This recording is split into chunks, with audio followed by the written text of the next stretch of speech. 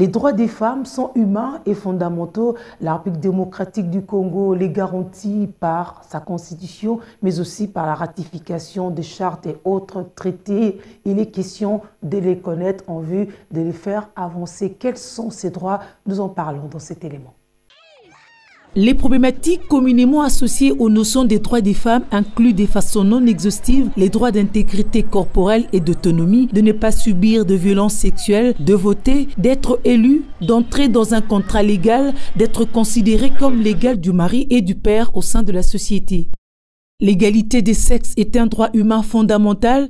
C'est également un facteur essentiel dans la lutte contre la pauvreté.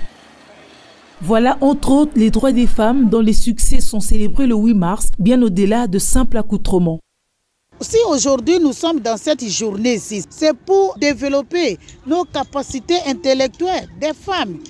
Et si nous voyons aujourd'hui, il y a des ministres femmes, il y a des députés, il y a des autorités femmes. C'est grâce à cette idée-là, selon l'histoire que nous connaissons tous dans notre pays, il y a des femmes qui se battent beaucoup par rapport aux hommes.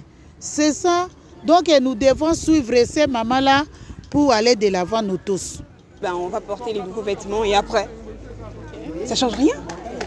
Ce qui change, c'est qu'il faudrait qu'en fait on organise, je sais pas moi, de cours, apprendre comment dire, des métiers aux femmes, genre les femmes qui ont été violées, genre les filles mères et tout ça, au lieu de porter les pagnes inutilement. Je pense qu'il faudrait commencer à, je sais pas, créer une organisation où on donne des métiers. Revendiquer le droit des femmes, parce que jusqu'à aujourd'hui, il y a toujours cette inégalité-là. Je crois bien qu'il y en a toujours.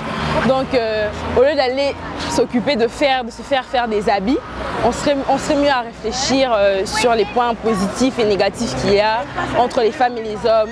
Revendiquer pour que les femmes soient au même pied d'égalité que les hommes. La femme est le premier facteur du développement économique et social. Ses droits appellent à la participation. Les droits humains sont universels. Toutefois, il y a des particularités à ne pas négliger selon le contexte. Je pense qu'être africain, c'est une grâce. Donc nos valeurs, on ne devrait pas les perdre. On devrait, si on veut se moderniser, mais garder ce côté que nos grands-parents nous ont laissé, parce que c'est notre richesse. 8 mars rime toujours avec le pagne. De plus en plus, les femmes veulent faire la démarcation entre l'intérieur et l'extérieur. Être belle, oui, mais pas inutile.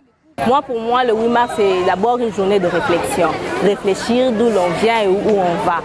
L'épargne n'est pas vraiment très important pour la femme. Les sociétés ne peuvent prospérer durablement quand la moitié de leur population n'a pas suffisamment accès aux ressources économiques et sociales. Les droits des femmes, un combat pour l'égalité dans le monde, ça nous concerne tous.